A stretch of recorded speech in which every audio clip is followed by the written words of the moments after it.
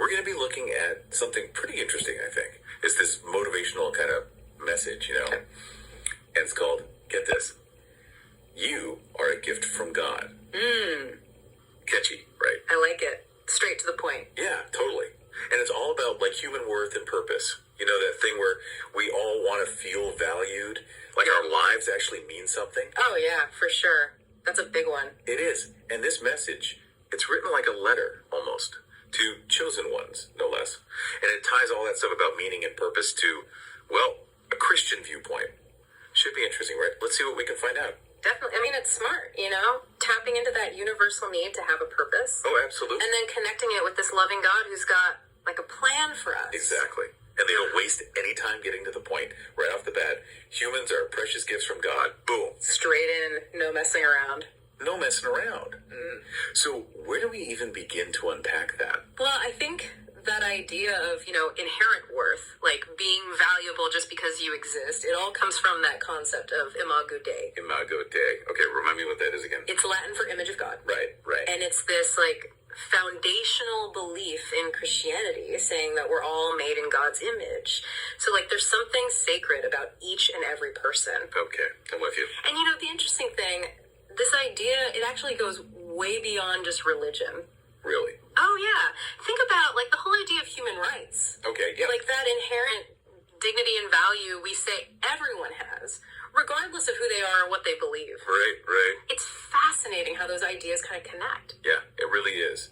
Makes you think about how we should treat each other, huh? Like, everyone deserves respect no matter what. Exactly. And the message, it backs this up with, like, a quote from Psalms, I praise you because I am fearfully and wonderfully made. Your works are wonderful. I know that full well. Psalm 139.14. See, I know my Bible verses. Ah, well done. It's such a beautiful passage, though, right?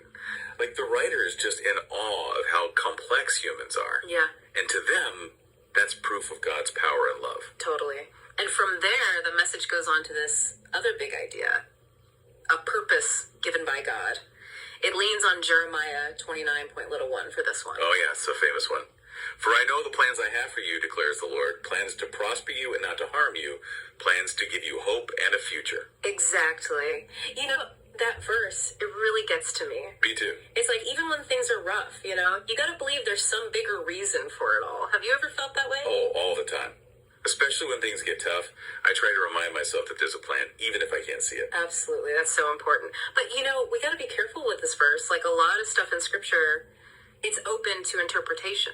Oh, yeah, for sure. Like, think about the context. It was originally for the Israelites, when they were stuck in exile in Babylon. Right. To give them hope. Exactly. But over time, people have, they've interpreted it in different ways. Some folks see it as a guarantee, like God's going to make them rich and successful. Yeah.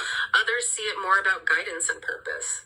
Even when things are hard, God's still there. So not like a preset path, but more like a guiding hand. Exactly. You got it. And this message, it totally echoes that sentiment. It says, and I quote, God created you with a divine purpose, and your life is a blessing to those around you. Ooh, I like that. Yeah. Powerful stuff. Right. Okay, but then there's this other verse they use, Romans 5.8.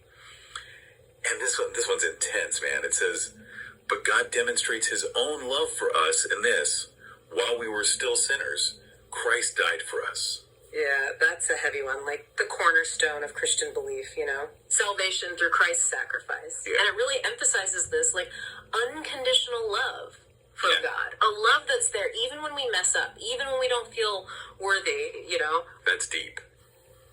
Then it gets into this idea that you are a precious gift from God, created with purpose and love. It goes on to mention James 1.17.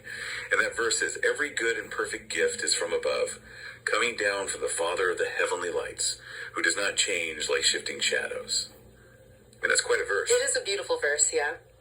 And I think it's really powerful, Yeah. We're talking about being a gift. What does that really mean? A gift. Something that has a purpose, something that has meaning, something that's valuable. And it's meant to be cherished, And when you apply that to yourself as a person, it can really change your whole outlook on your own self-worth. Yeah, it really can. I mean, it makes you think differently about those times where maybe you felt lost or, like you don't have any direction or you don't know what your purpose is. Yeah, It definitely. kind of makes you feel like maybe there is one, Yeah, there's definitely a purpose there for everyone. And, that leads right into the next verse that the email talks about. Psalm 139.14, which is one of my favorite verses. I praise you because I'm fearfully and wonderfully made. Your works are wonderful. I know that full well. Yeah, this one always makes me think about the human body. Like how Yeah. intricate and amazing it is. Exactly. It really does feel like we're designed. Absolutely. Like a masterpiece or something. Exactly. That we're not mass produced. We're not an Yeah. accident. There's this unique beauty and purpose that's woven into each and every one of us. Like you think about an artist, putting their heart and soul into this one of a kind creation. That's how the psalmist is describing us as people. Yeah, I like that. Like a one of a kind creation. But it's like, even if we know that we're wonderfully made, it's like it doesn't make life any easier sometimes. Yeah. Like I know Yeah. that I still get anxious about the future, and like Right. what's going to happen. And sometimes I just want to know. Yeah. Like, will it be okay? Yeah, I think that's such a human thing to do, is to look for reassurance, to look for a sense of direction and a path forward. And that's where I think a verse like Jeremiah 29.11 can offer so much comfort. For I know the plans I have for you, declares the Lord. Plans to prosper you and not to harm you. Plans to give you hope and a future. I've heard that verse so many times. But when you say it like that, I'm like, wait a minute. Right.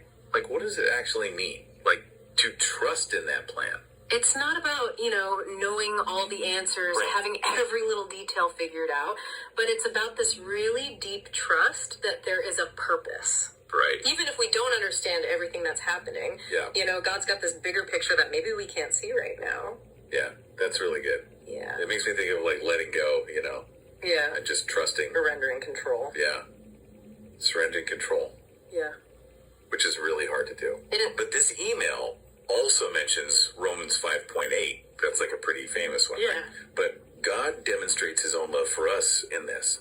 While we were still sinners, Christ died for us. Wow. Yeah, that's a really powerful statement about the love that this email is talking about. Yeah. Like the unconditional love of God, and it's like this love that transcends any mistakes that we've made or things that we've done wrong. It's just this free gift that's given to us. Like, it's not about being good enough Yeah. to deserve it. Exactly. And it's not about earning it. Yeah, and the email ends with, basically saying, walk in his love and grace and know that you're cherished. Mm-hmm. What do you think about that? Well, I think that's a really beautiful way to end this email. And it's one thing to kind of intellectually understand these ideas, but it's another thing to actually put them into practice in your own life, Yeah, for sure. So we talked about being a gift. We've talked about, being created for a purpose, trusting. In God's plan. What really sticks out to you from all of this? I think the main takeaway for me is this overarching idea that we are inherently worthy.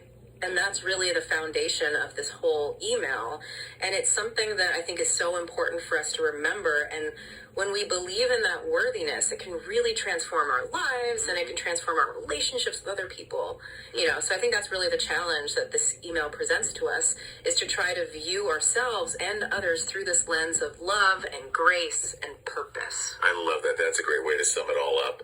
And as always, we love to give our listeners something to think about, something to maybe chew on. Mm-hmm. So think about this. What does it mean for you to embrace this idea of being a cherished gift, fearfully and wonderfully made, and with a plan and a purpose for your life? Right. What does that look like in your day-to-day? That's a great question. It's something to ponder for sure. All right, that's all the time we have for this deep dive. We'll see you all next time. Take care. Bye. Bye.